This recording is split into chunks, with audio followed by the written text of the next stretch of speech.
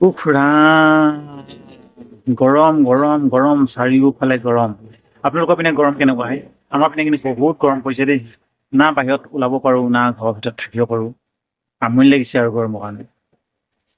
গৰমত থাকিব নোৱাৰো, গৰমত ওলাব নোৱাৰো, বাহিৰত যাব নোৱাৰো, ভিতৰত থাকিব নোৱাৰো, গৰম মই সহিব নোৱাৰো, ৰ'দত মই ওলাব নোৱাৰো।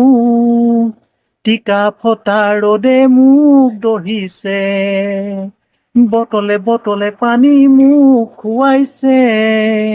এই টিকা ফটা ৰ'দে মোক দহিছে, বটলে বটলে পানী মোক খুৱাইছে।